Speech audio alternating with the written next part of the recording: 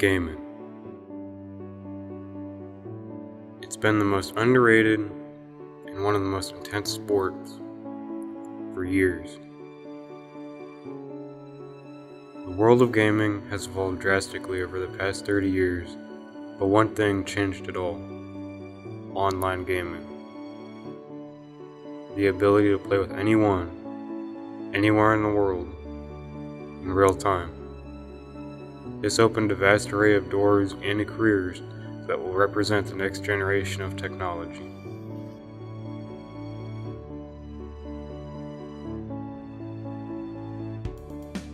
YouTube, esports, casual gaming, regardless of why you play, the one thing that everyone has in common is the love for the game.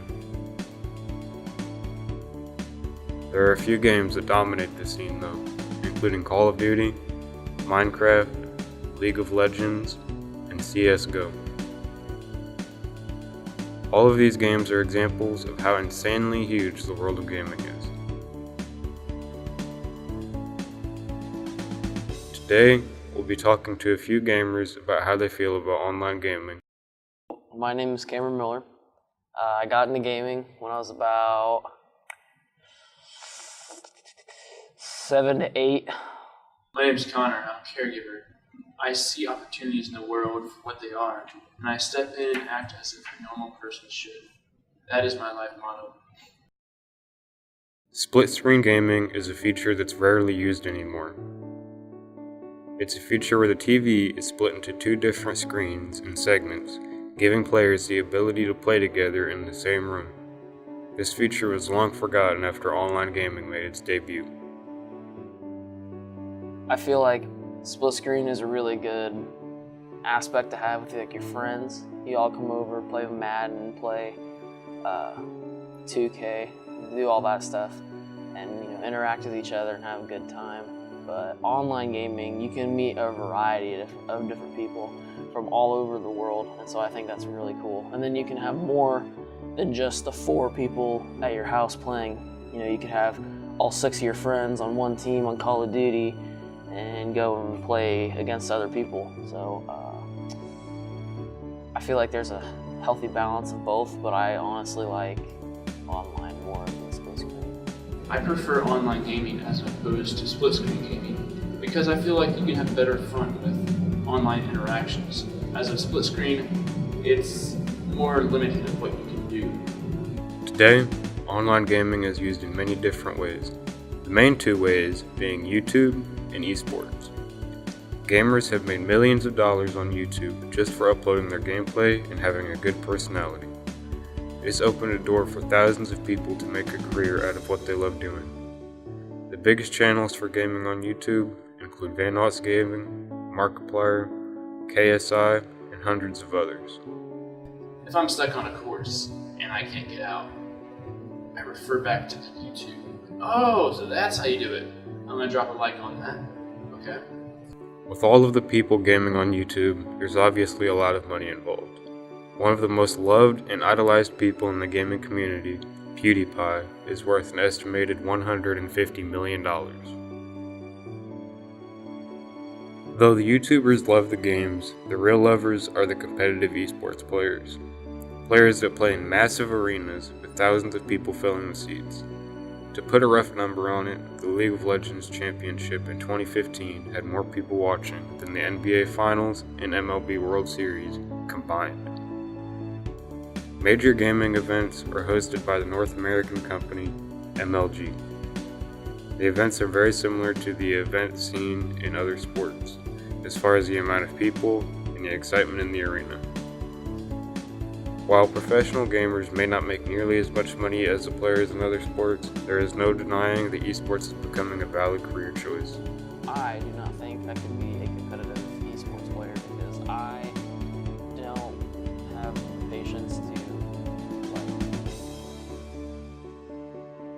learn a game to that extent. Learn the spawns of people, learn all these different moves, learn all these call-outs and stuff like that. I just can't do it. I can compete with people, but not those high up like Optic, Envious, all that stuff. I can't do that. I'm just gonna say this right now.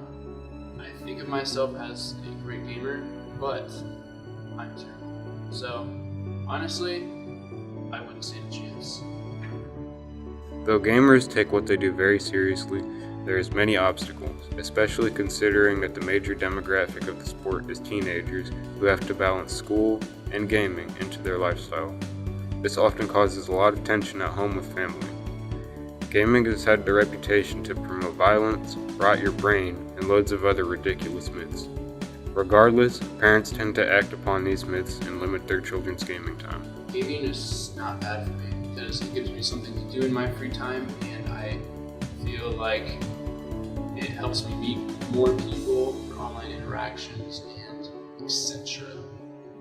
I don't think gaming is bad for me because I balance it pretty well with my social life and everything like that. I'm not just constantly sitting at home and playing.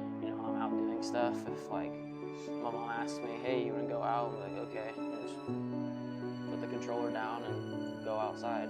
But if, say, I would just stay at home all day and never do anything, like not go to my friend's house, not go to football liftings, not go to football practices because of gaming, then that would be pretty unhealthy.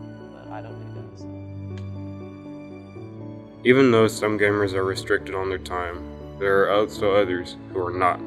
Some gamers are able to play for several hours a day, and that generally reflects their playing performance. Some would call it an addiction, and others would call it a hobby. 4 to 5 hours, maybe, a day playing. I like the game quite often. I approximately do about 5 hours a day, which is kind of a lot, but it's kind of like an addiction. Gaming also gets a bad reputation for making kids less social. The interaction with a physical human being isn't incorporated into online gaming. Therefore, most people would say the video games are making kids less social. Online gaming was a concept that was foreign to gamers 20 years ago. Even split screen was a feature that was rarely talked about in gaming. Now, gamers spend hours a day online and oftentimes playing people consider an addiction. I think I might have a gaming addiction. I have a massive gaming addiction. Now, gamers spend hours a day online, and oftentimes people consider it an addiction. But with all of these hours spent online, you're bound to meet people online and make some friends. Thousands of couples and best friends have met on video games. Sometimes that can even lead to marriage. I feel like if you meet a spouse on games and stuff, that's a little risky. But if you meet the person and you actually like the person and everything like that, then I could see that being a better relationship than if you meet them face to face. Because if you meet them face to face, you're only looking at their looks. If you meet them online, you don't know what they look like. So you can love their personality and love their humor, love all this different stuff, see them in real life, and they're not what you expected, but you're like, well, I like this person a lot, then I feel like that's a better relationship.